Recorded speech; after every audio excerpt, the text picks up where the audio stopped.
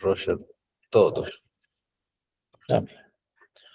Então, vocês permitam que eu me apresente brevemente.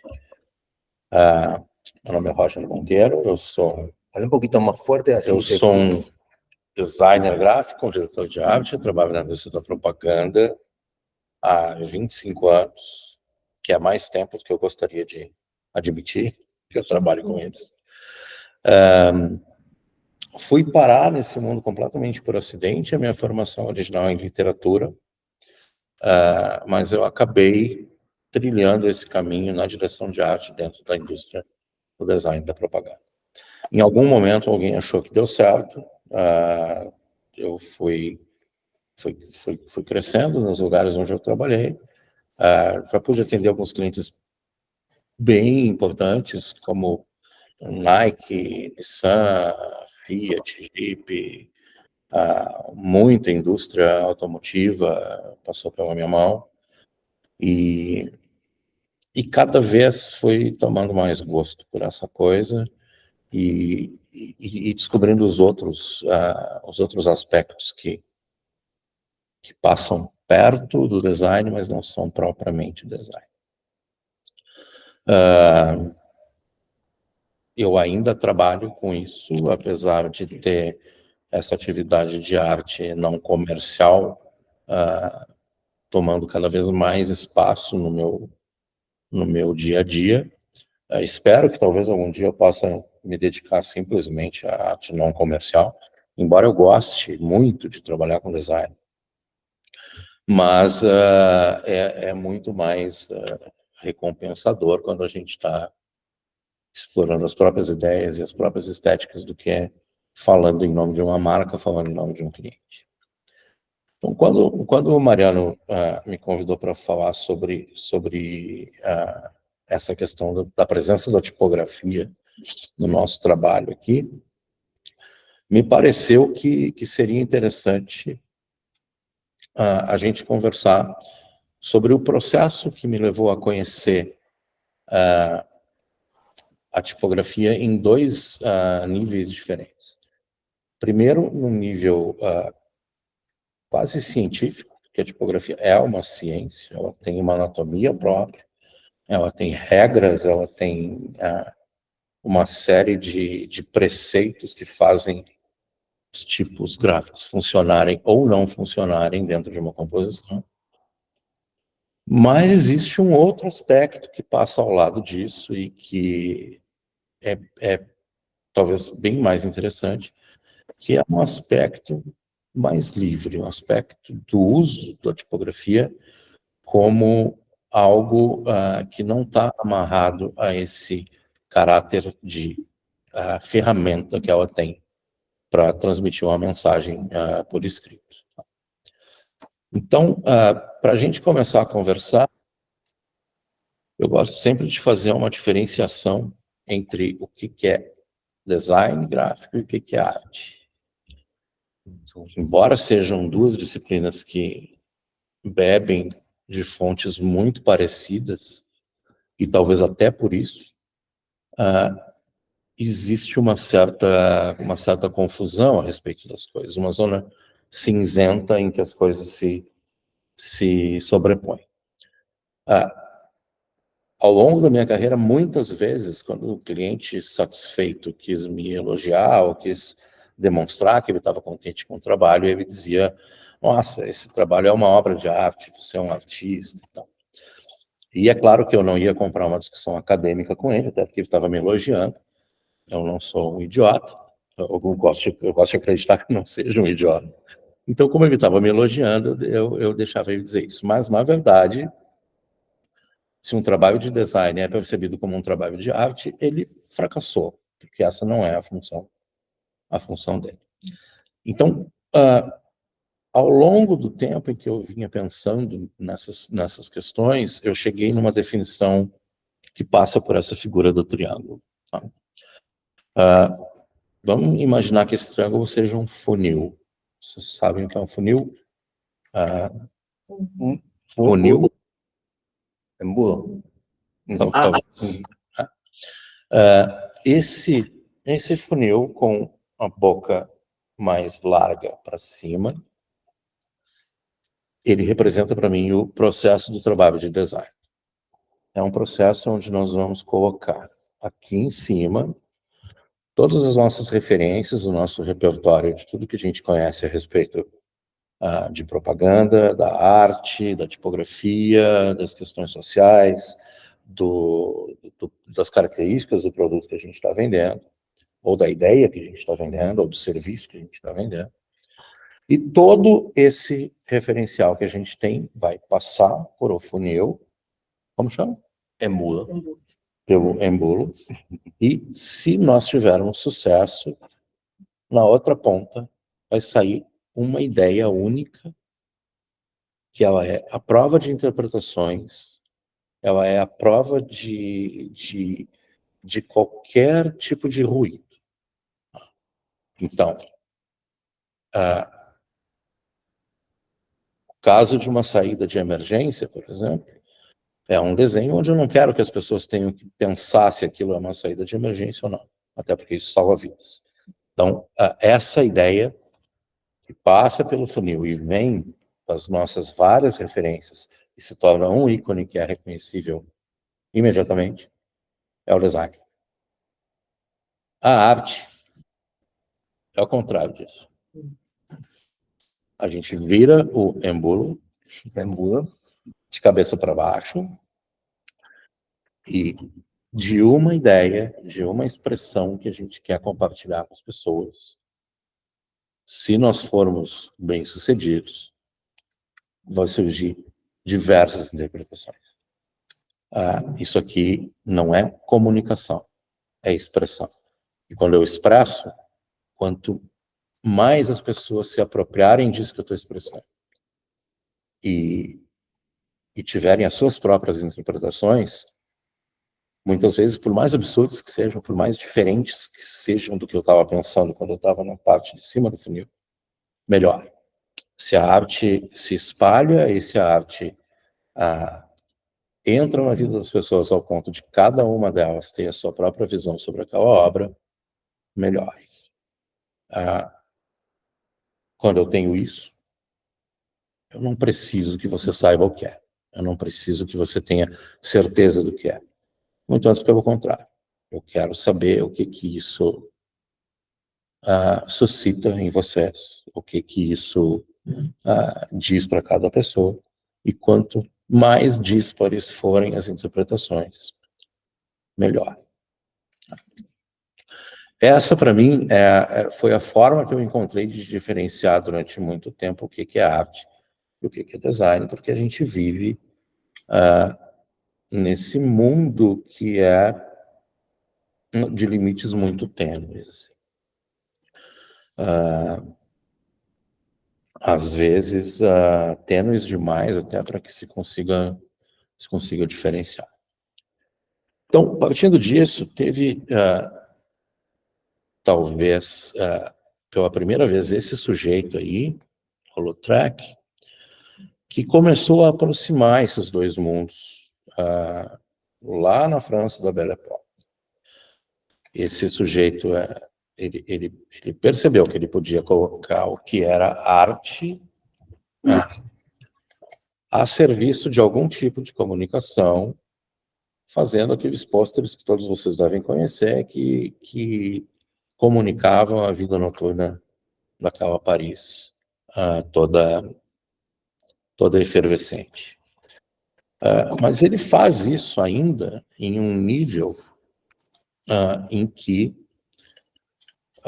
a comunicação e a arte se aproximam, mas onde elas estão juntas, mas elas não estão misturadas. Elas estão convivendo. Antigamente existia um espaço do visual, um espaço do texto. Aqui ele traz as coisas para o mesmo ambiente, mas elas ainda são visual e texto. O que vai acontecer um pouco depois disso, principalmente depois do advento da fotografia e daquelas vanguardas europeias todas que a gente conhece, dadaísmo, surrealismo, futurismo, enfim. vai surgir a percepção de que uma letra, antes de ser parte de um código de comunicação que a gente chama de alfabeto, e de carregar todo a carga semântica, a carga de significado que ela tem, ela é, antes de mais nada, um desenho. Ela é uma forma gráfica. E esse significado todo que se atribui a ela é algo completamente arbitrário. A gente fez um pacto entre todas as pessoas para saber que isso aqui é uma letra A e o que ela significa. E essa arbitrariedade fica muito clara quando a gente percebe que isso é uma letra G, isso é uma letra G, isso também é uma letra G, e isso também é uma letra G. Ou seja, são formas gráficas completamente diferentes. Guardam alguma coisa em comum, talvez muito pouco, mas por um senso de atribuição de significado, todos nós conseguimos reconhecer cada um desses símbolos como sendo a mesma coisa. Isso faz de cada letra, além de uma forma gráfica, um ícone, né?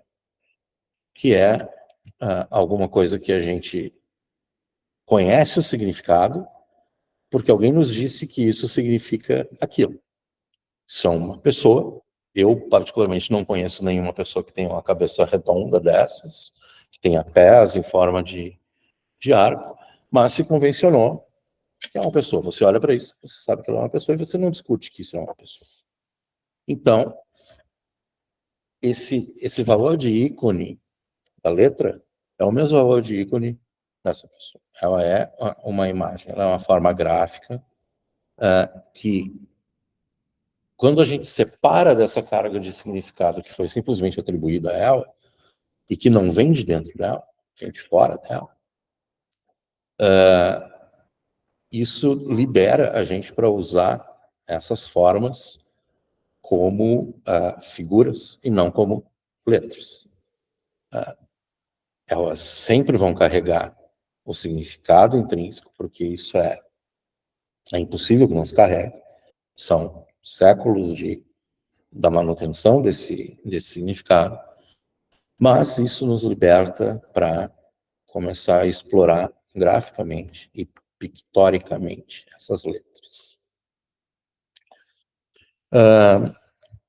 Eu estou vendo que vocês são bem mais jovens do que eu, mas eu vou voltar um pouco até os anos 80. Tá? Foi a época, talvez, que eu comecei a tomar contato com a tipografia. E isso aconteceu por conta desse material aqui, que eu não sei se vocês conhecem. Letra 7. Letra 7. Na verdade, eram caracteres transferíveis a seco, que tinha o nome comercial de Letra 7, Decadry, Pink Strip, tinha vários. No Brasil, onde eu cresci, o mais famoso, o mais popular era o Letra 7. Se vocês não sabem como funcionava, ele vinha em uma folha transparente. Você colocava essa folha sobre o papel ou sobre a superfície que você queria grafar, riscava por cima e ele era transferido para essa superfície. Isso era usado profissionalmente, as agências de propaganda da época, antes da informatização, faziam seus anúncios com isso, isso era um material profissional, mas também era um material muito divertido de se usar para um adolescente. E o que mais se fazia com isso aqui? Letra 7, como o Mariano disse antes. Era com certeza a mais famosa. O que mais se fazia com isso aqui, sendo um adolescente nos anos 80, era grafar o nome das fitas que se gravavam de músicas do rádio, músicas dos amigos e tal. Era algo que, claro, você podia escrever à mão, mas se você era um pouquinho mais sofisticado, você gostava de colocar os títulos com essa letra 7. E o que acontecia? voltando aqui à cartela da letra 7, vocês percebem que existe um número limitado de caracteres. Os caracteres mais populares havia mais, os menos populares havia menos. Mas em algum momento, como isso custava relativamente caro, e um adolescente dos anos 80 nunca tinha dinheiro para ficar comprando isso o tempo todo, chegava uma hora em que as letras que você precisava acabavam. Você precisava de um A e não tinha mais um A. Você precisava de um M e não tinha mais um M. Mas tinha outras letras. E logo você percebia que, a partir de um M, você podia ter um N, e você podia ter um R, e você podia ter um I. E virando isso de cabeça para baixo, você poderia ter um W. Ou na M. E você podia ter um U. Ou seja, aprender a manipular essas pequenas letras por conta da necessidade de não ter as que se precisavam, começou a me fazer compreender que essa anatomia das fontes, ela não era completamente estanque, você podia alterar isso. Primeiramente, buscando a forma de outras letras que você precisar. E não por corte, mas por adição, você poderia ter, inclusive, transformações mais sofisticadas do que simplesmente tirar um pedaço dali. Você precisava de um Y, você tinha um Y. É claro que, como eu disse para vocês antes, a tipografia ela tem as suas regras, ela tem a sua anatomia, e isso é super importante de se aprender. Mais tarde eu vim aprender isso. Mas, como a gente falou antes também, quebrar essas regras aqui para fazer outras coisas que não estão tão diretamente ligadas ao texto tipográfico é algo que acabou se tornando muito divertido. Era algo muito lúdico, uma coisa que em algum ponto se transformava em uma brincadeira. Às vezes, você já nem precisava mais cortar as letras, você continuava cortando porque você queria saber até onde conseguia chegar com isso. Essa é uma das minhas marcas pessoais, é como eu assino o meu perfil do Instagram, que é o Graphic Chaos. E vocês percebem que elas são praticamente todas letras formadas a partir de outras coisas que não elas mesmas, né? Partes de uma interagem com partes de outra, elas conseguem formar uma terceira, ou elas conseguem formar algo que sugere a letra, mas não mostra inteira, mas que, mesmo que não seja percebido como um texto inteligível, o primeiro olhar causa um impacto. E ao causar esse impacto, eu faço com que as pessoas se interessem em decifrar que letras são essas. E além daqueles processos de corte e de adição, a gente acaba chegando num outro nível de entendimento desses caracteres, onde a simples forma externa desse caractere, uma sombra, passa a ser inteligível. Em um contexto, isso vira claramente um A, assim como em outro contexto, isso vai virar claramente um V. Ou em outro contexto, isso vai virar um D. Mas aqui, já não só pelo desenho externo, mas pelo espaço negativo também. Isso aqui tanto pode ser um D formado a partir da sua linha de contorno, como pode ser a forma vazia que tem no meio dele. E aí a gente começa a perceber letras pelos espaços vazios também, e não só pelos seus contornos. Ou então, indo um pouquinho mais longe, começam a se formar letras por caracteres que sequer são letras. Eles são acessórios tipográficos, colchetes, parênteses e outros símbolos, mas que também conseguem ser ressignificados para virar uma letra, que é inteligível, como um P. Se nós virarmos de ponta cabeça, vira um D, alguma coisa assim. Então, essa é a minha marca pessoal, com a qual eu assino os meus trabalhos. E vocês percebem que ela não tem nenhuma letra aí. Existe um R, existe um M, mas que vem de lugares que não são o alfabeto. É um colchete, é uma vírgula. São as partes vazadas da letra M. E que acabam se transformando em um desenho, que ainda tem a sua carga semântica de letra, mas onde ela já não é a coisa mais importante para se trazer aqui. Isso foi uma percepção que eu fui desenvolvendo ao longo de muito tempo, né? Desde quando se cortavam as letras certas até trazer esse raciocínio para o trabalho do design. Para a criação de marcas, para a criação de logotipos, para a criação de letras, coisas desse tipo. O pulo do gato acontece quando eu começo a incorporar isso no trabalho que não é o trabalho comercial. Trago todo esse artesanato da tipografia para dentro de um contexto onde ele não precisa significar nada mais do que simplesmente ser uma forma gráfica. Um dos primeiros projetos nos quais eu comecei a testar isso, um processo que eu chamava de Bad Typography.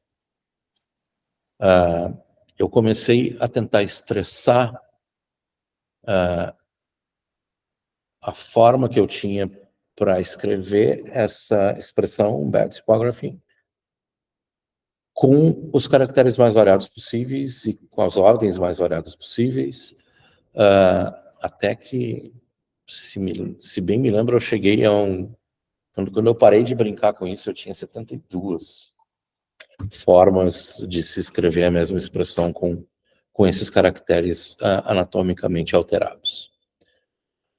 Em algum momento, outros elementos começam a aparecer para cá, um elemento de cor. E foi super interessante para mim perceber que quando a gente trouxe a cor começou a ajudar a entender o que estava sendo tentado, o que estava se tentando escrever ali. O que para mim foi uma surpresa, porque a cor para mim sempre é um elemento de distração. Quando eu crio as minhas formas de marca no design, eu sempre parto do preto e branco puro, porque eu acho que se não funciona com o preto e branco, não funciona de forma alguma. Então, a letra que tende a ser um elemento de distração, aqui ela passou a ser um elemento de clarificação desse texto. E começou a ficar esteticamente mais interessante também. Isso aqui talvez não interessasse a tantas pessoas que não tivessem um certo apreço pelo trabalho tipográfico. Com o advento da cor, isso toma uma dimensão diferente. Isso começa a ficar alguma coisa que tem um valor estético um pouco maior e um valor que começa a conseguir se conectar com mais pessoas.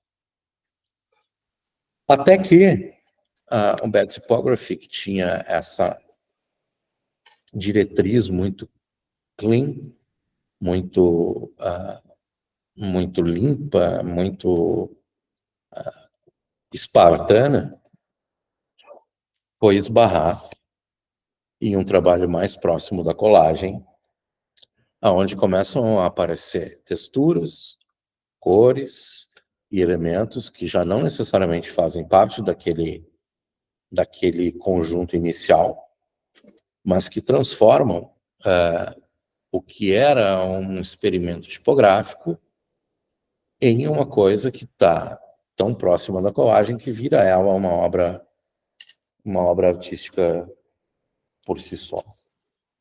Então, uma série daquelas 72 composições que haviam sido feitas como experimento tipográfico acabaram migrando para cá. Isso virou uma exposição ela mesma, exposição Bad Typography, um pequeno livreto também, alguma coisa assim. E durante uns 2 anos foi uma linha de trabalho minha muito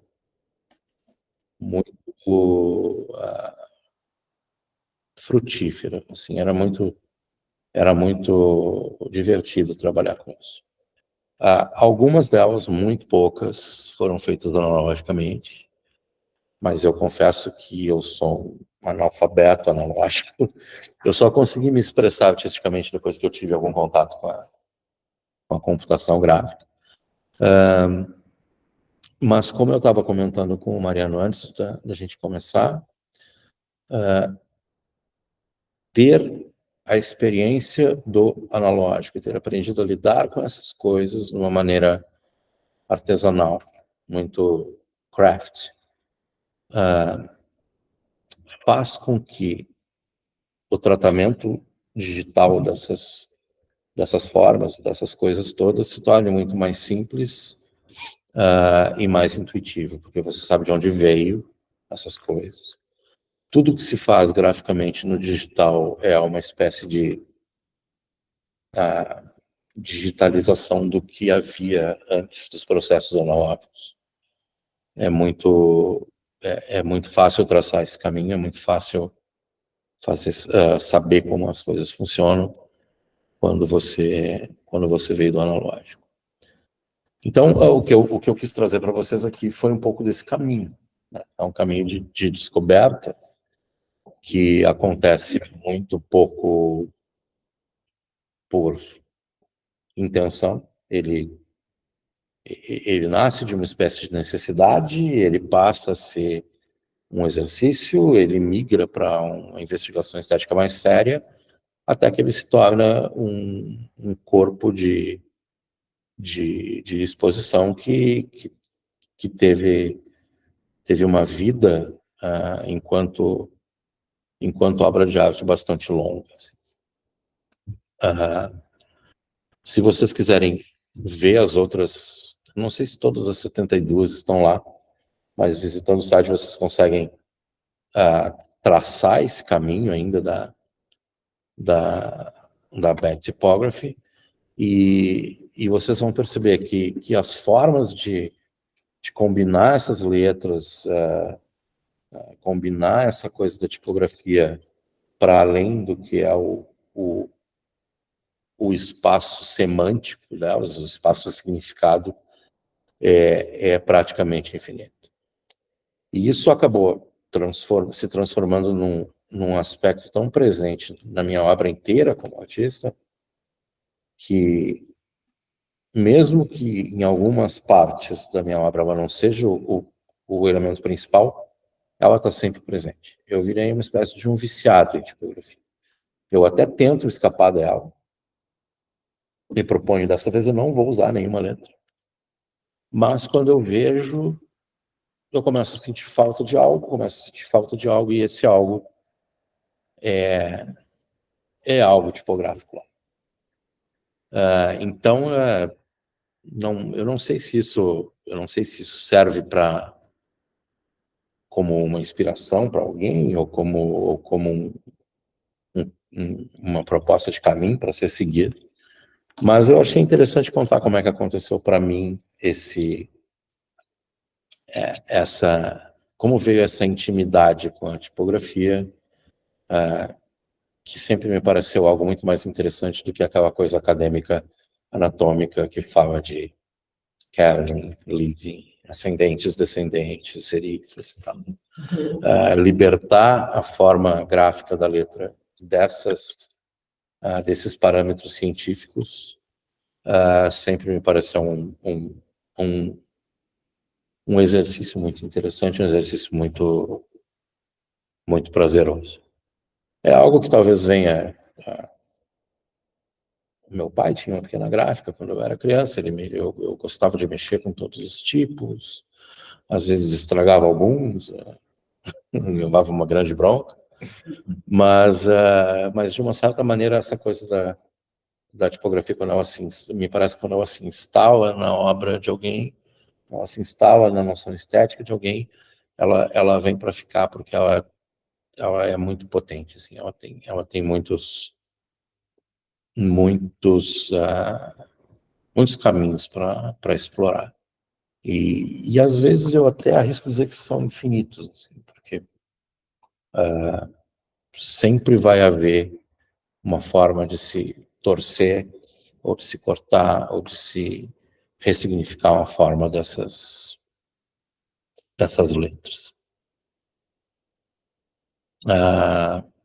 E vocês vão ver muito isso agora vocês vão ver muito disso agora Sí, na fala do Mariano. sí. Bueno, gracias, Roger. Muy bueno. A ver, espérame que me parece que había alguien para... Las preguntas al Vocês chegaram a final. lidar com letra 7 alguma vez? Yo sí. Hacemos mucho trabajo. Bom, Ya tenemos tipografía 1 y tipografía 2. bom saber que isso ainda... Eu nunca mais encontrei para comprar. No, yo tampoco, pero yo sí, también de chica lo usé. ¿El letra set? ¿Eh? Tengo, todavía, tengo. Guardados. Se sigue vendiendo. Sí, se sigue vendiendo. Bueno, las preguntas para los que están online las dejamos todas al final. Ahí vamos a empezar con mi charla. Ahí está. Bueno, confieso que no nos habíamos puesto de acuerdo con Roger de qué íbamos a hablar cada uno. Sí, obviamente que íbamos a hablar de tipografía y de cuál es el proceso que sigue cada uno con su trabajo.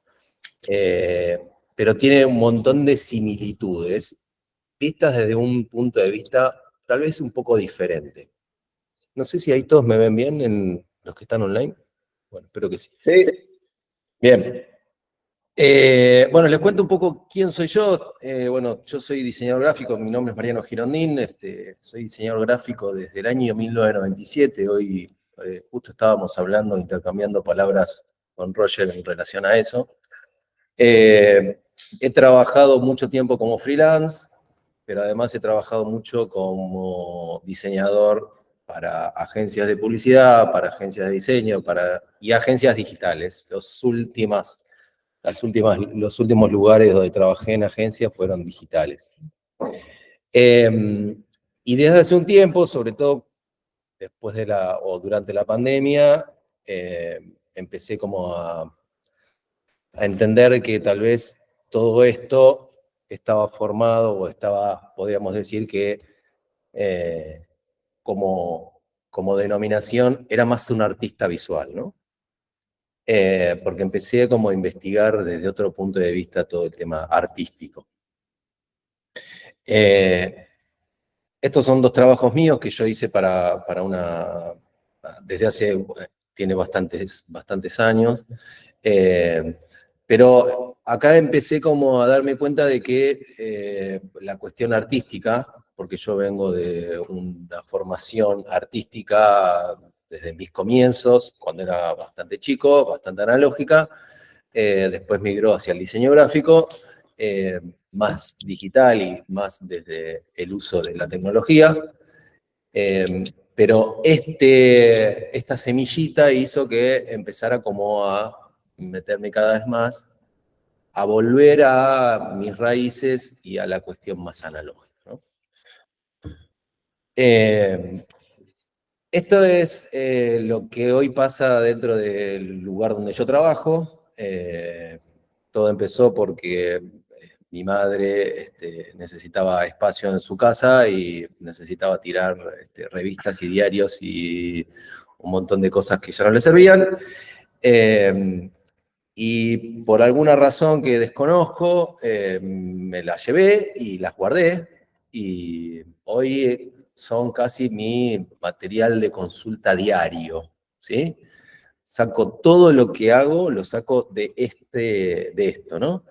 De este material, que es un material que seguramente muchos los descartarían y para mí es como oro en polvo, ¿no? Sobre todo los diarios viejos y cosas como muy antiguas. Todo el mundo sabe que estoy como en este tema y entonces la mayoría de mis conocidos y mis familiares me donan cada tanto. Entonces voy haciendo pilas y pilas y pilas de material. Y siempre, cuando empecé con este tema de los papeles y los diarios y las revistas y demás, lo que más me gusta hacer es el tema de cortar y pegar, ¿no? Que es un poco el principio del collage. En realidad no es que yo me puse a hacer collage, sino que el collage me encontró a mí, digamos, porque yo haciendo una cosa u otra, empecé como a familiarizarme un poco con eso. Y este cortar y pegar, no importa exactamente el soporte, ¿no? Puedo cortar con una tijera, pero también puedo cortar con el Photoshop. Digamos, el cortar y pegar es el que me permite a mí generar una imagen diferente, ¿no? ¿Qué es esto? ¿Qué es lo que más me gusta a mí del collage? Esto de resignificar el mensaje combinando imágenes de diferentes universos. Bueno, vamos con un ejemplo, ¿sí? ¿Qué es esto? Esto es lo hice relativamente hace poco esto, me lo pidió una gente como colaboración, y lo que hice fue empezar a tomar a partir de mi proceso de trabajo, veo una imagen y a partir de esa imagen me imagino cosas y esas cosas trato de empezar a representarlas con imágenes de otros universos. Y lo que más me gusta también de esto de trabajar con las imágenes es empezar a exagerar, ¿no? Es un poco lo que permite el collage, que es algo ridículo, totalmente surrealista, algo ilógico, algo imposible, descabellado. Digamos, todo ese universo, todo eso junto permite generar mensajes que en la vida cotidiana no serían reales, pero a partir del collage, por lo menos a mí me permite expresarlo, ¿no? Siempre las imágenes deben percibirse que la imagen siempre está armada. Este es otro de mis collages, que bueno, no sé si acá hemos repartido algunas postales y una de ellas es esta reproducción,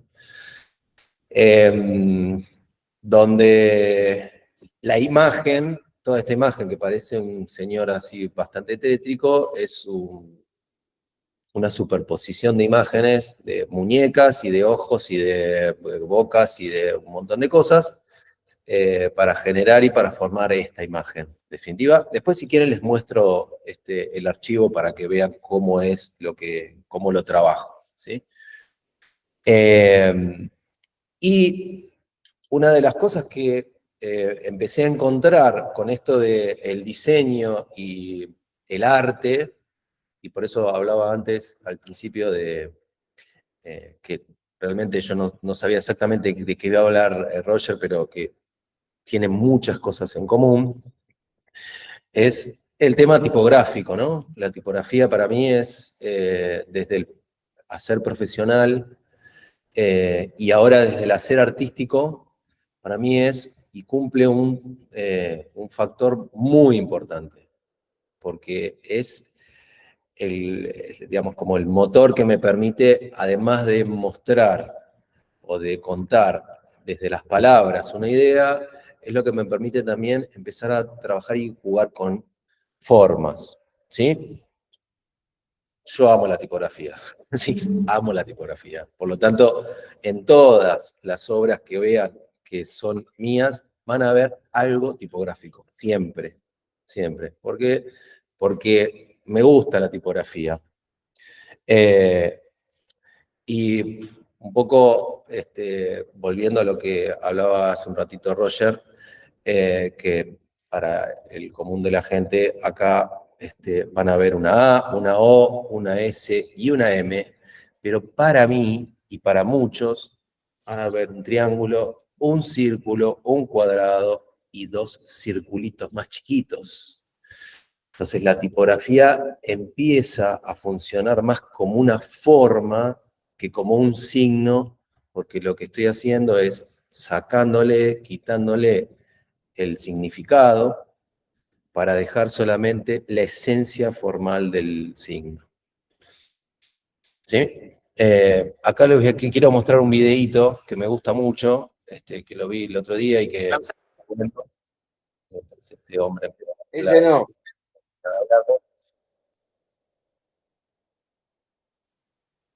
A mostrar cómo funciona la tipografía y por qué me gusta tanto la tipografía.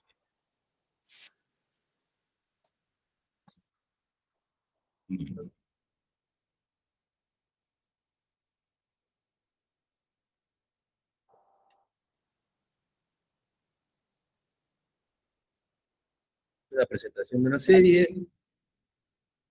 Ah, está buenísimo.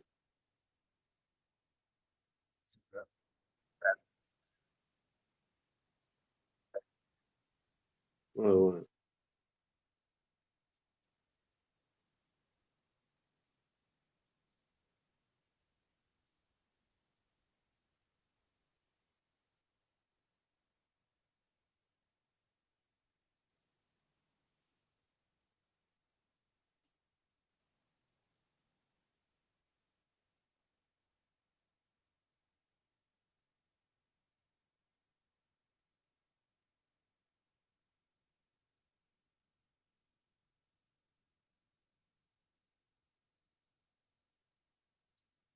Presentación de una serie.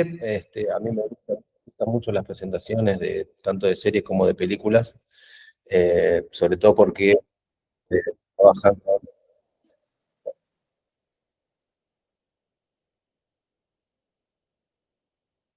A ver, claro.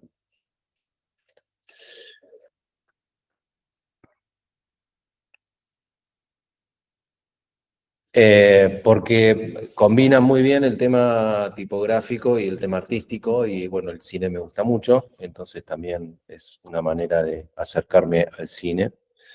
A ver, esperen que tuve un problema técnico acá. A ver.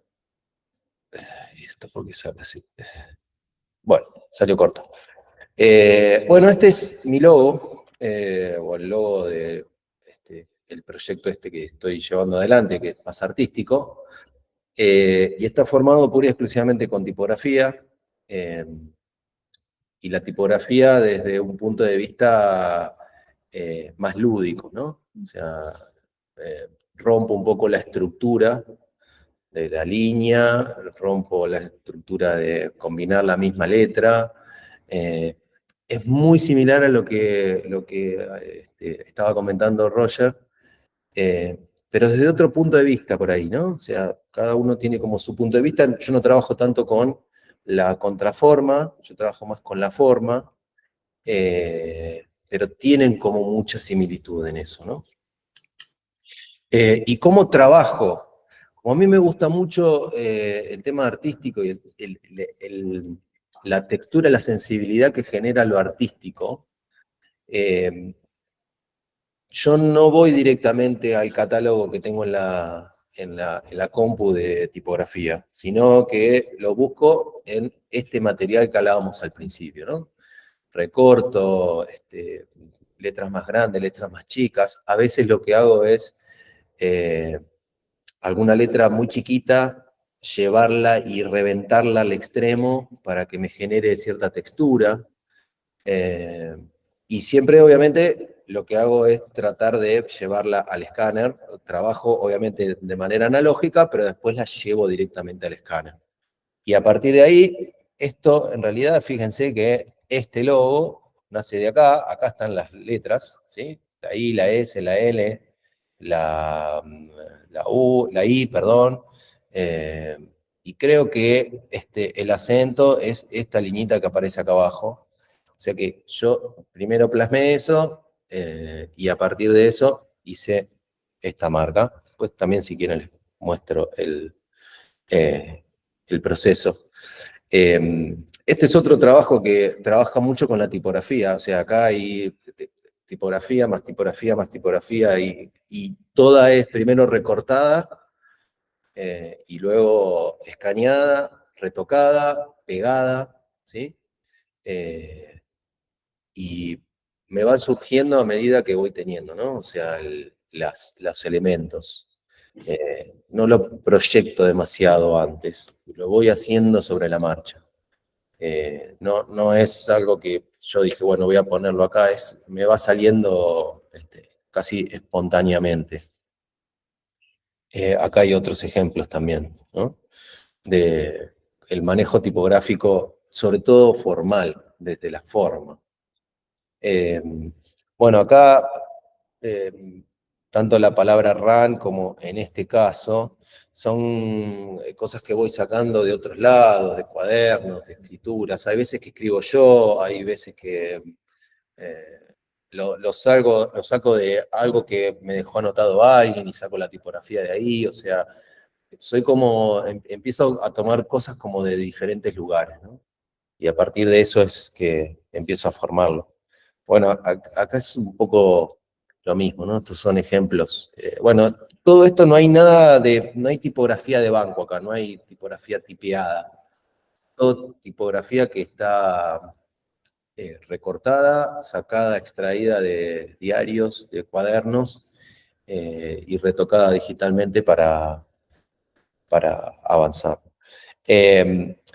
Una de las cosas que a mí me genera todo esto de decir, bueno, tengo lo analógico y tengo lo digital es qué pasa con uno y qué pasa con otro, ¿no? No hay ni mejor ni peor. Hay unos y hay otros. Lo analógico es mucho más espontáneo, no puedo trabajar con mucha transparencia, es mucho más real porque es tangible. Y una cosa que a mí me genera como más sensibilidad en el tema analógico es el tema de las sombras que se hacen en el recorte y pegado, ¿no? Esa pequeña sombrita muy tenue que aparece ahí es una de las cosas que me dan como más esa sensibilidad tan interesante para seguir trabajando. Y lo digital, una de las cosas que tiene, que me parece lo más interesante, es el tema del control, ¿no? O sea, yo puedo equivocarme 20 veces y puedo volver para atrás las veces que sea necesario. En lo analógico no, en lo analógico cuando yo hice, no puedo volver para atrás, porque ya está hecho, salvo que lo tape o salvo que lo arregle de alguna manera, yo no lo puedo modificar. En lo digital puedo modificarlo muchas veces. Eso es lo bueno que tiene lo digital, ese es el control que uno puede tener con la manipulación de los elementos, ¿no? Ahora, digo, ¿qué pasa si en lugar de ser analógico versus digital es analógico y digital? ¿No? Y empezar a trabajar con las dos vertientes o los dos sistemas. Esto es algo que hice hace relativamente poco, es todo analógico, recorte y pegado, rasgado, ¿sí? Tipográfico, todo, absolutamente todo es analógico, pero había algo que no me terminaba de convencer. Había algo que decía yo, la verdad que esto no me termina de convencer demasiado. Entonces, ¿qué hice? Lo pasé a lo digital, y lo digital lo que me permite es, primero, levantarlo cromáticamente, ponerlo desde otro lugar, darle más contraste o el contraste que yo quiero, pero además empezar a sumarle otros elementos, trabajando con la transparencia que tal vez lo analógico no me permite hacer. Entonces, hoy trabajo un poco de las dos maneras. Analógico primero y después digital. Y obviamente el texto como textura, ¿no? Uso mucho el texto como textura. O sea, en cuanto yo tengo alguna duda de qué puedo poner, voy directamente al texto. Voy a una tipografía, agarro un texto, agarro algo que me permita generar un impacto visual en cada una de las composiciones. Más ejemplos. Bueno, el que ven a la izquierda también tiene pegado sobre pegado sobre pegado sobre pegado, más texto y texto escrito y texto, ¿no? Y tiene rayaduras y ese es todo digital, absolutamente todo digital. Estos dos son completamente digitales. El de la derecha es completamente digital, el de la izquierda es mitad y mitad. hay toda la parte roja y la parte de la boca es analógica, y después lo pasé por la compu y lo hice, le empecé a agregar tipografía digitalmente, ¿sí? En este caso como textura, acá como forma, ¿no? Empezar a ver como elementos puntuales de tensión que me permitan a mí hacer que la composición, por lo menos me termine de gustar, ¿no? Me termine de convencer. Esto es un poco una manía de diseñador, ¿no? Es decir, bueno, le doy vuelta, le dejo descansar toda la noche, y al día siguiente me levanto y me parece que le falta o que tengo que sacarle.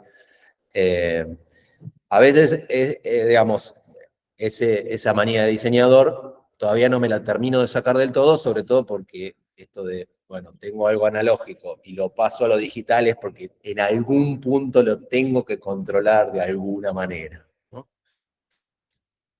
¿Qué me pasa hoy? ¿Qué me pasa hoy? Hoy, digamos, toda mi vida profesional trabajé con cuestiones digitales, esta es mi herramienta de trabajo, pero hoy mis herramientas de trabajo, sobre todo la parte estética, empiezan a tener más el foco de la derecha, ¿sí? Empiezo a trabajar mucho más analógicamente.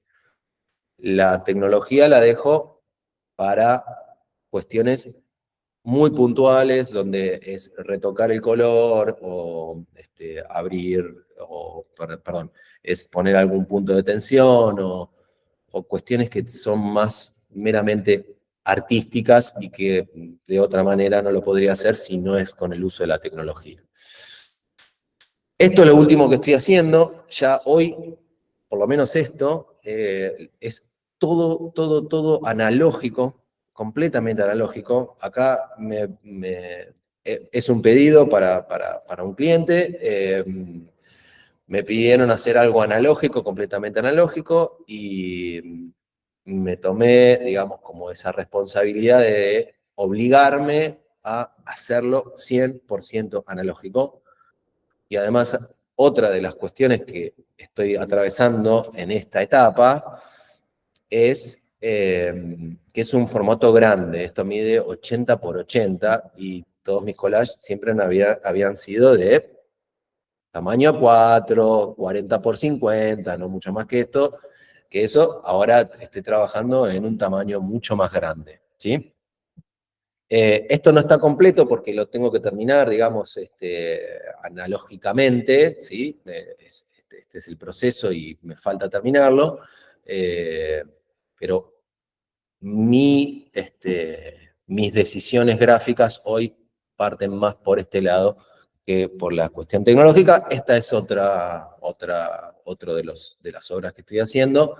Este mide un poco más, este mide 1 metro por 70 o algo así, también es bastante grande, y me estoy encontrando, y esto es un poco gracioso, que estoy siendo casi un vándalo de los carteles de la calle, ¿no? De la gigantografía de la calle, porque los textos y la tipografía que necesito para los formatos grandes no las encuentro en las revistas. Entonces necesito ir a saltar me van a ver a la noche cortando con un cúter, soy yo. Si viene alguno que está medio loquito haciendo eso, es que soy yo cortando. No, la policía no me va a decir nada porque no estoy haciendo nada malo, digamos. Estoy limpiando la ciudad, podríamos decir. Así que, bueno, nada, es una anécdota, pero bueno, hoy me estoy encontrando con esa situación, y la verdad que trabajar en este gran formato y en esta nueva medida es como un desafío bastante importante, y está bueno empezar a experimentar otras cosas, ¿no? Y justamente esto es un poco, para concluir un poco la charla, es un poco lo que yo les recomiendo a todos, ¿no? ¿Cómo empezar, no? Justo una de las chicas que tenemos acá de manera presencial me estaba preguntando, a ver, ¿cómo hago para empezar? Creo que eras vos, ¿no? Porque, bueno, como que no se animaba, porque quieren arrancar, pero bueno, no se anima. Acá lo importante es empezar a probar. es empezar a experimentar. De manera analógica, de manera digital, de las dos maneras. Que salga uno, que no salga, que funcione, que no funcione, que me guste, que lo tenga que retocar, que no lo tenga que retocar. Siempre lo que tengo que tratar de hacer es experimentar. Porque también el proceso de la creación, y por eso se llama proceso, es que en el hacer es donde yo termino de descubrir cuál es realmente mi fuerte. Es decir, bueno, ¿qué me gusta hacer y a dónde realmente me siento cómodo? ¿Me siento cómodo con esto? ¿Me siento cómodo con esto? ¿Me siento cómodo con solamente lo analógico o me siento cómodo solo con lo digital? ¿O me siento cómodo con los dos? Digo, ahí es ver cómo es el proceso de cada uno y que cada uno empiece a experimentar. Ustedes que están de manera presencial, yo ahí les dejé algunas de las cosas que yo uso, ¿sí? Para que a partir del día de mañana puedan empezar a experimentar. Y tanto los que están acá como los que están online, armé una carpeta con muchas cosas escaneadas para que a partir del día de mañana también todos los que tengan ganas de empezar a experimentar con esos escaneados puedan hacerlo, ¿sí? Antes de terminar, quiero mostrarles un archivo de cómo trabajo yo, por lo menos en el Photoshop. Este es el logo, ¿sí? Acá ven, obviamente que después yo lo transformé en vector para hacer, por ejemplo, la gorra que tengo puesta, o para hacer remeras, o para hacer stickers y demás. Pero a mí me gusta mucho la sensibilidad y la textura que se genera en esta tipografía recortada, ¿no? Yo trabajo mucho con objeto inteligente para no destruir los objetos. Entonces, fíjense que esto es lo original que yo les mostré al principio. Y de acá nace todo, ¿sí? Empiezo a tomarlas, empiezo a ver, ¿dónde está? Acá. Esto es collage y esto es... bueno, acá está la letra que está, ¿sí? Acá, ¿ven? Que está como explotada. Y esa tramita, ese ruido, esa cosita que tiene ahí es la que me gusta a mí que aparezca en mis obras, ¿no? De que cuando se vea un poco eso.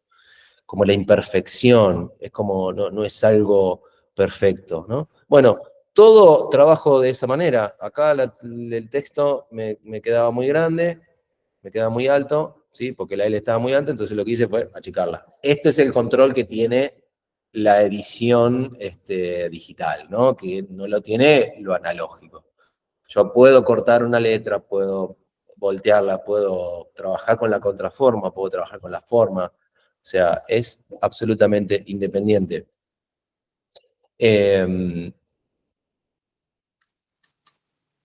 Y a ver si quieren que les muestre, les voy a mostrar uno más.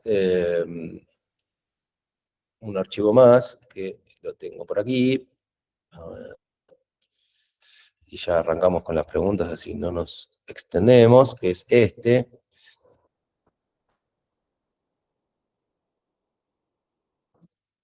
Sí. Bueno, el personaje, que a ver si dónde está el personaje. Soy un poco desorganizado para tener los layers, entonces, a ver si acá está. Creo que es este. Sí. A ver. Creo que es este. O no es este. Sí, es este. Bien, este es el personaje. Este es el personaje. Y la foto original es esta, ¿sí? Que está recortada, que ahí está trozada. Por eso digo que yo trabajo un poco y un poco, ¿no? O sea, empiezo por ahí con lo analógico y después continúo con lo digital. Esta es la parte que le va arriba, que forma esa cara tan así como tétrica. Y había algo más, pero no recuerdo dónde estaba. Que falta el ojo acá, que el ojo no sé si estaba suelto, pero este ojo que aparece acá es una parte de otra ilustración, ¿sí? De otra fotografía. Que trabajo siempre de la misma manera, lo digital lo trabajo así, ¿sí? O sea, trabajo siempre con objeto inteligente. Siempre, o muchas veces lo empiezo digital, perdón, lo empiezo analógico y después lo paso a lo digital. Dependiendo un poco de cuál es el ejercicio. Bien. Pasamos a las preguntas, Roger, ¿te parece? ¿Sí? Vamos. Eu só queria fazer um comentário sobre essa questão do nunca termina. É muito difícil. A maior dificuldade que eu tenho, por exemplo, é saber quando parar. Porque essa coisa toda te absorve de uma maneira que tomar a decisão de quando está pronto é muito difícil. E quando é o digital, pior ainda, porque você sempre pode voltar. Eu volto a coisas, às vezes, que eu já fiz há 2 anos atrás. Eu encontro arquivos, eu vou mexer um pouquinho nisso. Então, quando o digital começa a criar diferentes instâncias do mesmo trabalho, é algo que é muito interessante, assim. Sim. O analógico, ele vai permanecer como ele está para sempre. O digital, algum dia, talvez, ele vá mudando e ele cria um rastro. Ele cria um rastro de... Uma história daquele trabalho que acaba ficando bastante rica. E outra coisa muito interessante é que a tipografia, como qualquer outra coisa, ela tem o tempo, ela tem as modas tipográficas. Então, quando você, no teu trabalho de recortar essas coisas de materiais que estão guardados há muito tempo, acaba revivendo essas letras, né, que caem em desuso. A gente sabe que hoje em dia, principalmente, elas têm uma vida muito curta, né? Uma família tipográfica era usada a exaustão, daqui a pouco ela se torna algo que ninguém mais aguenta enxergar, né? Então, quando você vai recuperar essas coisas de outros anos, de outras décadas, às vezes, né, tem um trabalho de garimpo, de escolha interessante nisso, porque você não... A tua criação, ela está condicionada ao que tu consegue encontrar ao longo do caminho para trazer ali. Ao contrário de alguém que desenha e que traz isso direto da sua visão para o papel, não, tu tem a visão, mas tu precisa encontrar os meios para fazer essa visão acontecer. E o que tu encontra acaba sendo uma espécie de coautor do trabalho. E se você não encontra a coisa certa, você acaba usando outra que não era exatamente a que você imaginava, e isso vai criando uma espécie de trabalho em grupo, né? É a tua visão, é o teu olho sobre as coisas que foram as escolhas editoriais das pessoas que fizeram aquelas revistas, aqueles livros, ou os cartazes que você anda roubando na rua, por favor, não vai se colocar em...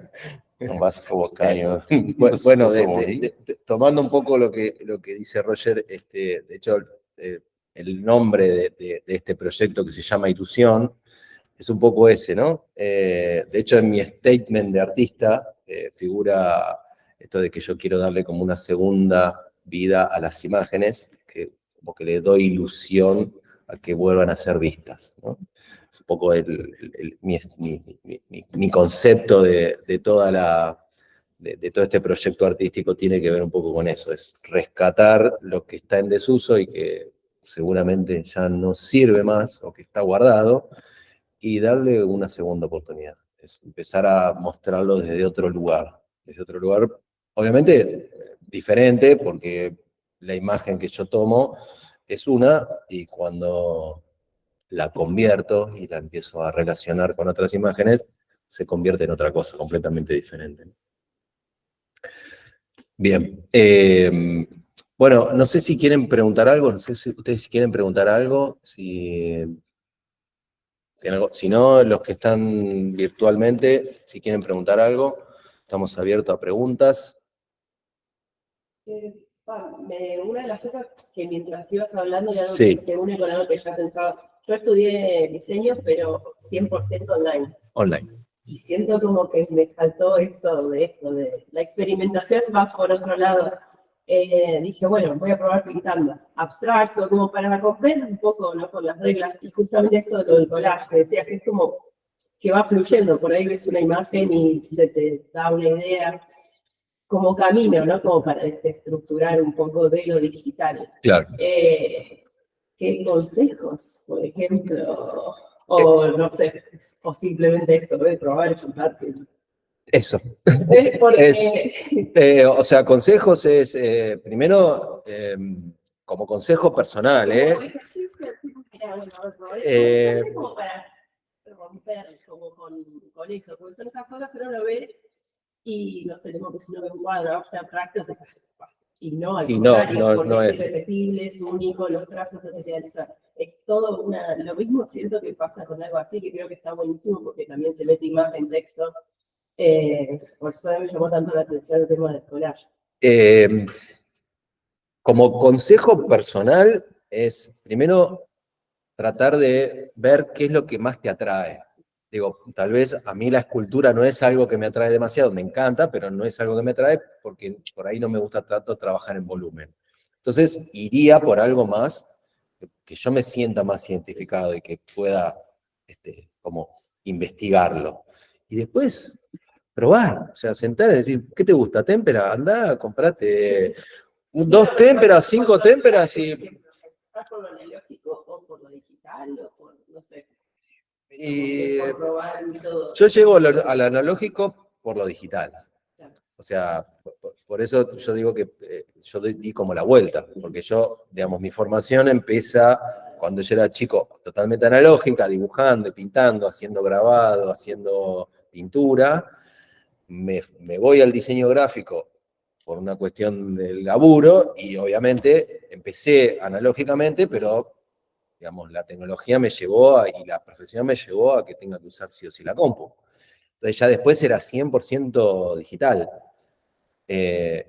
Y bueno, calculo que la misma necesidad que te surgió a vos de necesito ensuciarme un poco las manos y volver a esas raíces mías, hicieron que empezara como a investigar, ¿no? O sea, creo que confluyó un poco todo, el COVID, mi vieja que quería tirar las revistas y los diarios, y yo que necesitaba como empezar o seguir trabajando con eso, bueno, hicieron un poco que confluyera, digamos, en esto que estoy haciendo ahora. Que empezó de una manera, o siento yo por lo menos que empezó de una manera, que es recontra digital.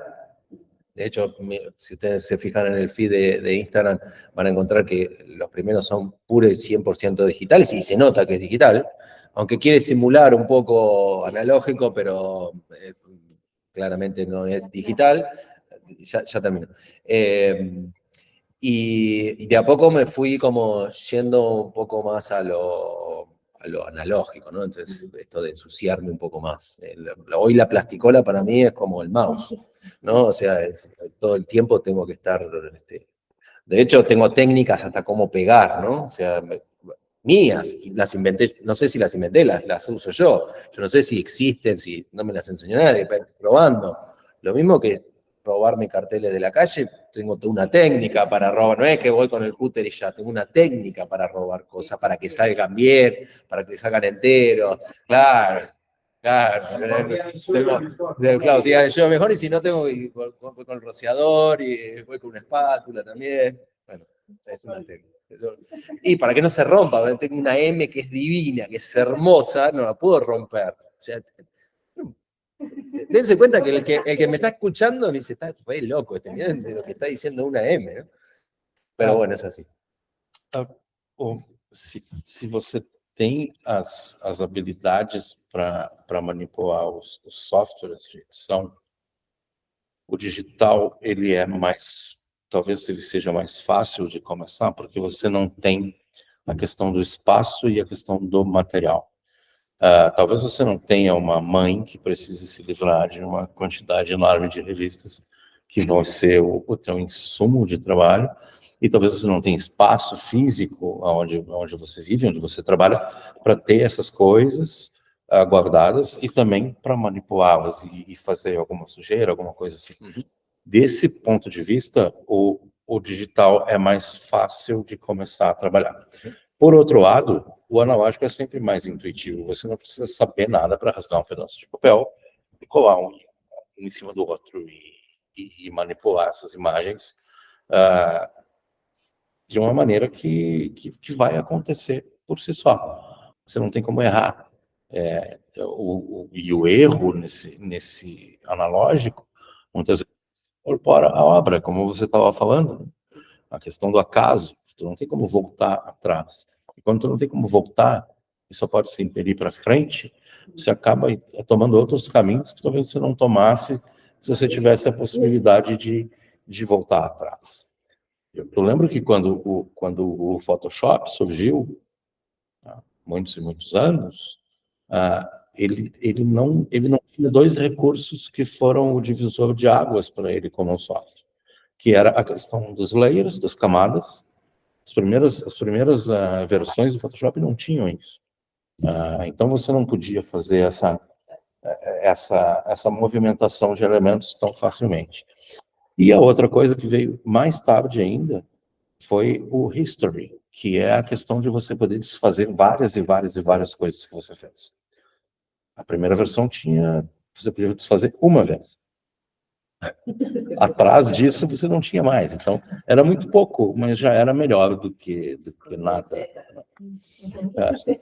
Então, eles acabam te levando para caminhos diferentes, assim, por conta de como eles interagem com a forma que você vai trabalhar, as possibilidades que ele te proporciona. Às vezes, a própria limitação pode ser uma oportunidade de fazer alguma coisa diferente. Eu investigo há muito tempo essa questão do acaso na obra de arte, como essas coisas aparecem e desaparecem sem muitas vezes seria uma resposta ao que eu estou tentando fazer, mas de como elas me levam a fazer coisas que eu não faria se elas não tivessem aparecido. É algo que volta lá ao senso do automatismo dos dadaístas, que, por sinal, foram meio que os inauguradores da colagem, né? Os caras que começaram a explorar essa técnica. Então, essa questão do acaso é muito interessante, cara, é muito rico.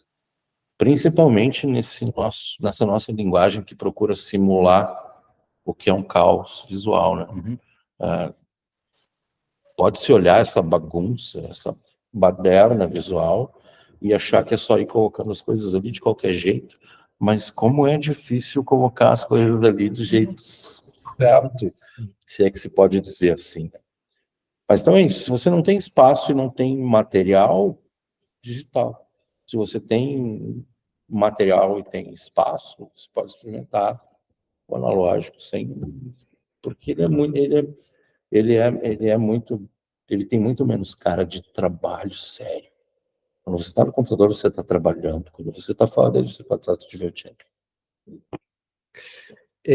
Bueno, acá lo que está diciendo Patricia, gracias por el comentario, Patricia, habla un poco de esto de volver un poco a la infancia, ¿no? De jugar un poco como era cuando éramos chicos. Y yo propongo un poco eso, es explorar desde lo lúdico y pasarla bien y divertirse, digamos, no sentir una presión. Digo, yo esto lo hago realmente porque me gusta, no me presiona a nadie, no tengo nadie que me esté, digamos, como obligando a hacerlo. Me gusta, disfruto haciéndolo, y todo nació por una cuestión de exploración y por una cuestión de, básicamente, che, tengo ganas de hacer algo con esto, ¿no? O sea, bueno, a mí me gustan hacer muchas cosas con la mano, bueno, de hecho, reciclo muebles y hago un montón de cosas. Pero cocino, me gusta cocinar y eso también tiene que ver, digamos, con las manos, ¿no? Pero hay que ponerse, digo, hay que sentarse y jugar, que es lo mais lindo. Mas também passa muito pelo que você pretende fazer com a sua arte. Você pode fazer isso dentro de um espaço pessoal e íntimo, simplesmente como algo que te traz realização no dia a dia, ou você pode ter aspirações a seguir uma carreira uma artística, entrar no mercado da arte, que é uma coisa completamente diferente da arte, como a gente estava comentando aqui. O mercado da arte é algo nebuloso, que tem as suas próprias regras, as suas próprias trapaças, enfim. Mas em algum momento você vai ter que decidir isso, né? Se a sua produção vai para a gaveta, se você vai olhar para ela e dizer, nossa, que legal, gostei, e vai ficar ali guardado, ou se você vai mostrar para alguém, ou se você vai tentar trazer para uma galeria, para a parede de um espaço cultural, alguma coisa assim, porque aí esse caráter de brincadeira, ele começa a ficar um pouco mais sério. Você tem que começar a pensar em outras coisas que você não pensa quando você está simplesmente fazendo para si, né? Claro. Então, eu sou um defensor de que todo mundo mostre as coisas que faz o tempo inteiro. Assim.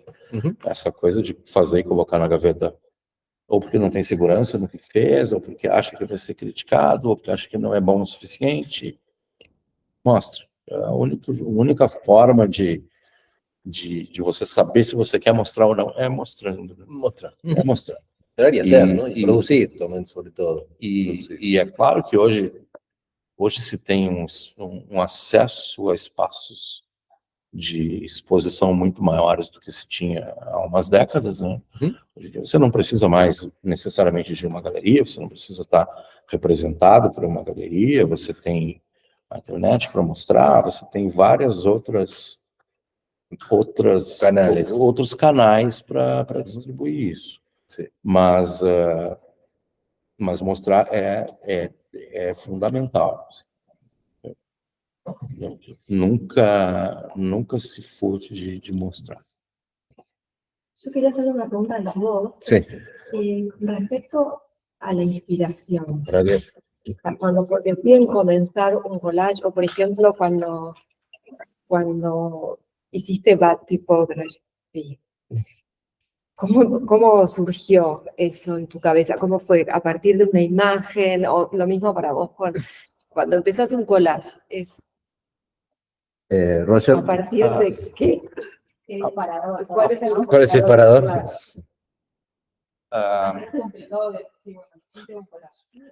A forma como eu começo a trabalhar, ela ainda é muito uma herança do meu trabalho como designer. Então, eu amadureço uma ideia de uma maneira muito cerebral. O meu trabalho quase sempre responde a alguma pesquisa estética que eu estou tentando entender, que eu estou tentando trazer para a luz. Então, antes de começar, eu brifo, eu demando um trabalho para mim mesmo. É como se eu fosse o meu próprio cliente. E eu digo, olha, eu quero que você faça isso para chegar em tal resultado. E de onde isso vem? Isso vem de diversos lugares. É claro que não é aquela inspiração da musa que você está olhando para cima e aparece. Não, é sempre algo que tem algum tipo de resposta a uma questão que apareceu em algum momento. No caso da Bad Typography, por exemplo, era essa questão de qual o limite de manipular uma forma gráfica que um dia foi uma letra até que ela se transforma em outra coisa. Mas outras séries outras, e eu trabalho quase sempre em séries, Sí, muito dificilmente eu tenho um trabalho que ele é um só. Eles geralmente são séries longas, 10, 15 a 20 imagens. Então, essas séries, elas vêm na tentativa de responder uma pergunta prévia que está ali. O que torna relativamente fácil de trabalhar. Porque depois que essa pergunta tá bem consolidada e eu tenho uma resposta, ou eu tenho o que eu acho que possa ser uma resposta para ela, o trabalho vem. E ele vem muito, muito rápido e muito fluido. Eu não consigo lembrar a última vez que eu tenha sofrido para conseguir chegar em alguma coisa que eu queria chegar. Mas porque eu tenho essa forma de tratar como sendo o processo criativo, e eu não gosto dessa palavra, processo criativo, porque quando a gente desenvolve um processo, muito rapidamente a gente se adequa a ele, se acostuma a ele e começa a fazer as coisas muito iguais. Então, eu tenho muito receio dessa palavra processo. Mas se eu tenho um processo, ele é um processo que ele é herdado da forma como eu trabalho o design. Isso não quer dizer que o produto vá ser aquilo que a gente viu na ponta do funil, algo que é impossível de se interpretar de outras maneiras.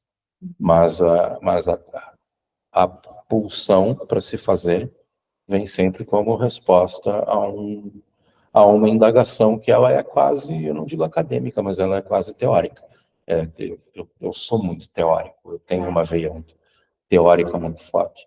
Por conta da minha formação de literatura, de filosofia, existe sempre um caráter cerebral nessa produção.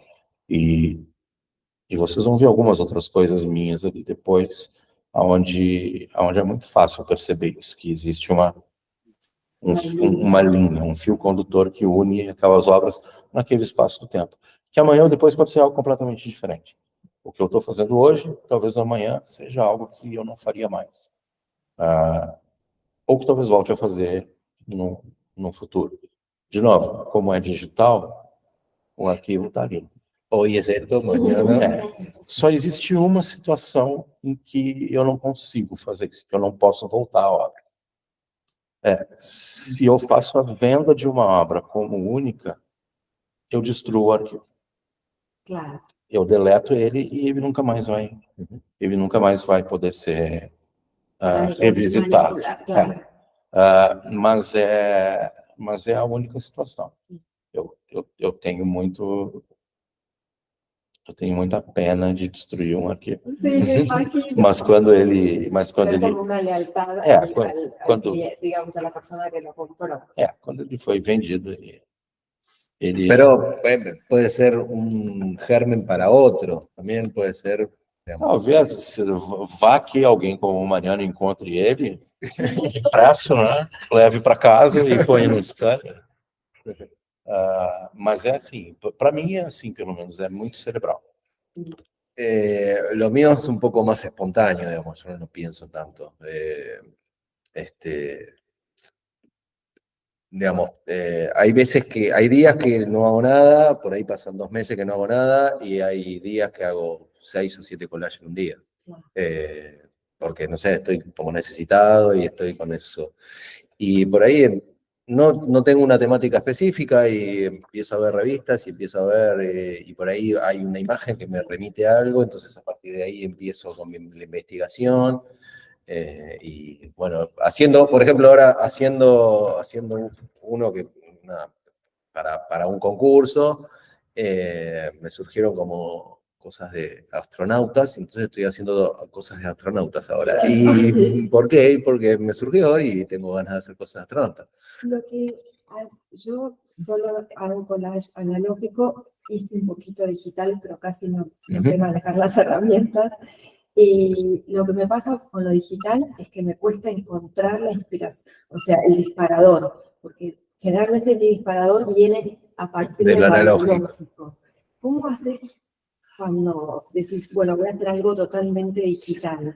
A ver, lo que pasa es que en ese caso es un poco mi profesión, porque yo soy diseñador gráfico, entonces, digo, pedidos de esos, bueno, tenés que hacer algo ya para mañana. Claro, con Digamos, una temática. con una temática, digamos, Más fácil. lo he transitado, digamos, Claro. toda mi profesión por eso hablaba un poco desde el año 97.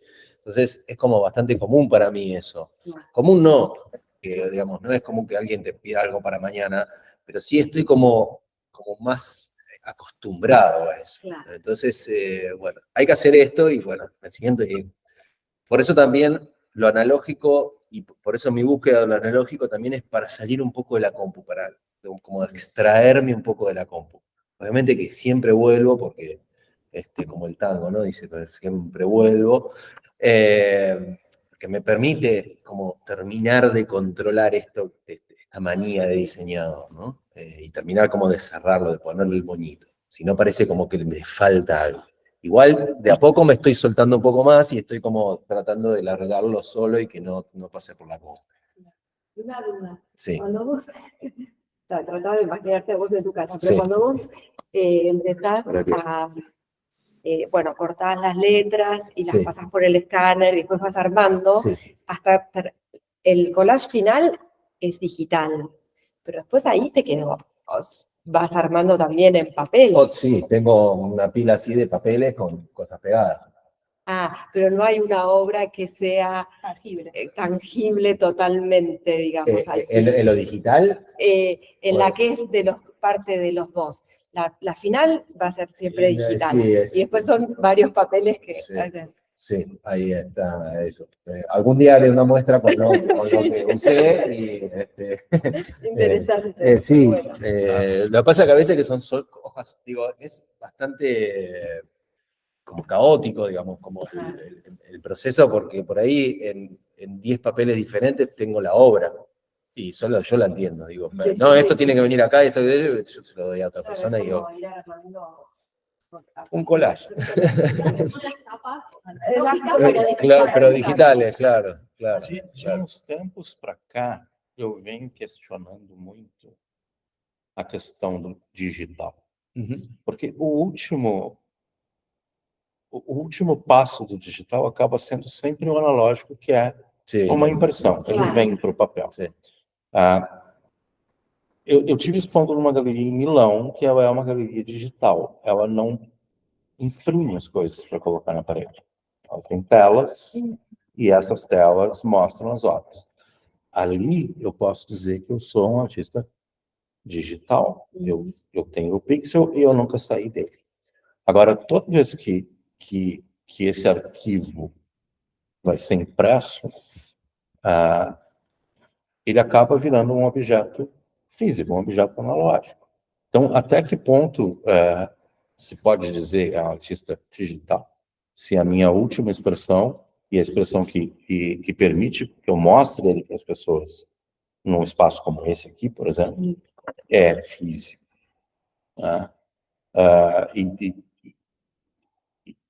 E dependendo do lugar onde ele vai ser impresso, ele sai um pouco diferente, a cor é um pouco diferente, o papel é um pouco diferente, a textura acaba saindo diferente. Quando eu exponho fora, por exemplo, eu não envio a obra desde o meu estúdio até a galeria. Porque isso é caro, e é dispendioso, é difícil. Eu geralmente produzo nos lugares onde eu vou expor. Então, por exemplo, vou expor aqui em Buenos Aires, talvez aqui eu trouxesse porque é perto, mas vou expor na Itália, eu produzo lá. Eu tenho algum lugar lá que vai imprimir, vai montar e vai mandar para a galeria. E aí eu não tenho nem controle sobre a obra final que foi impressa. Eu imagino que tenha sido bem impresso. Eu imagino que esteja ok, mas é algo que tira o controle. A gente gosta de pensar que o digital te dá um controle total, mas a saída do arquivo, a forma como ele é impressa, a menos que seja sempre no mesmo lugar, né, com a mesma máquina, com o mesmo papel, às vezes com o mesmo lote de papel, tem diferença. a gente não tem tanto controle assim quanto gosta de pensar que tem. Então, no fim das contas, todo mundo acaba sendo um pouco analógico, Sí. mesmo que tenha sido feito Es que dentro do para la computador. obra sobre papel, y también el collage analógico es como, para mí, como lo que le da vida, como carne y hueso, Sim, sim, sim, sim, sim. ¿o no? Sim. Porque Ah. verlo en una computadora no me genera lo mismo que verlo en sí. Existe uma relação disso que, para mim, tá diretamente ligada à questão como nós nos acostumamos a tratar a fotografia e a imagem nas últimas décadas. Quando eu era criança, tirar uma foto, fazer um retrato, era algo que era uma situação importante. Havia uma curadoria prévia, você tinha 36 poses num filme, e você tinha que escolher o que valia a pena você clicar, o que valia a pena você fotografar. Então, havia uma curadoria anterior. Quando a possibilidade de fotografar veio para um aparelho que você tem no bolso, com inúmeros cliques, essa imagem digital, ela se torna mais banal, ela se torna menos importante, ela se torna mais corriqueira. Dizem, eu li em algum lugar, que uma criança dos anos 2020 tem mais fotos feitas dela em um mês do que tinha uma criança dos anos 80 ao longo da vida inteira. Então, essa banalidade da imagem digital, ela traz esse sentimento que você está falando. Se não está impresso, ela parece que não existe. Ela parece que é algo que você vai perder dentro da sua máquina, Sí. como a maior parte das fotos que você faz. Você faz foto do prato que você vai comer no restaurante. Por quê? Aquela foto nunca mais vai ser vista. Ela vai ter uma vida de um scroll ali na sua rede social, e depois ela desaparece. Mas ela continua existindo. Existe um enorme cemitério das imagens digitais que se perde. Mas quando algo sai disso e é impresso, é conferido um outro status. Alguém teve o trabalho de pegar aquilo e imprimir, transformar em algo físico, algo factível, algo que você vai guardar e algo sobre o qual você tem mais apego, talvez, do que a imagem digital. Eu tenho um cliente que ele trocou os cartões de visita, esses que a gente distribui, por um cartão eletrônico que coloca os seus dados direto no celular da pessoa. Tá?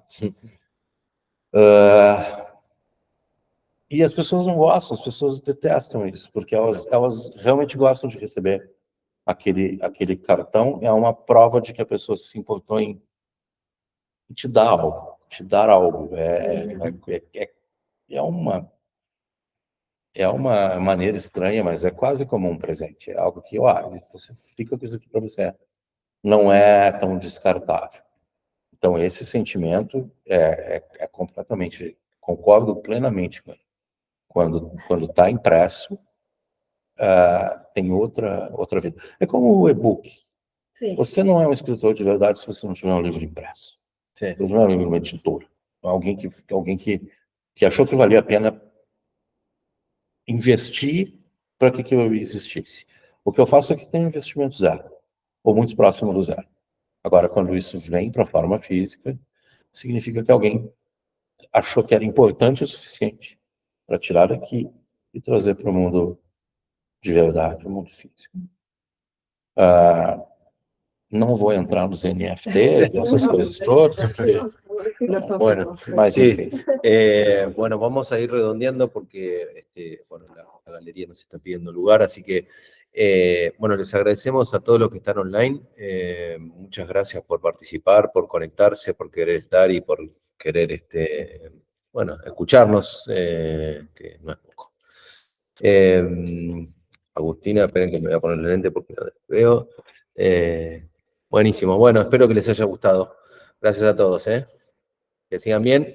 Después mando mail seguramente con estas presentaciones y con algunos links y demás de la charla grabada, porque la estamos grabando, así que ahí vamos a mandar todo. Gracias. É claro que os contatos ficam também, qualquer pessoa pode entrar em contato, mandar e-mail, Sí, claro. Instagram, essas coisas todas. Sí, obviamente mandamos después los contactos de todos, o por lo menos de nosotros seguro, para que ustedes lo tengan y cualquier consulta, cualquier cosa que quieran preguntarnos, nos avisen. Pequeno comercial. Estamos lançando um livro Aí tá. agora no mês que vem, ele vai ser lançado na Feira de Arte do Carrossel do Louvre. É um livro que faz comparações entre a produção de arte das décadas de 1920, todas as vanguardas europeias, e como isso se traduz na produção de hoje, da década de 2020, um século depois. O Mariano é um dos convidados do livro, ele está com a sua obra lá, e o autor do livro sou eu. Sí, él edita el libro y bueno, me invitó muy amablemente a Quisiera participar. vender aquí, o lo podemos comprar online. Provavelmente online, você vai receber alguns. Sí, después seguramente cuando salga, y seguramente vamos a publicarlo en las redes y Sí, va a haber como bastante... Vai haver uma versão visualização. eletrônica, mas existe um impresso, que é importante. Sí. Va a ser impreso. Fim do intervalo comercial. Bueno, gracias a todos, que sigan bien, nos vemos. Chau, chau.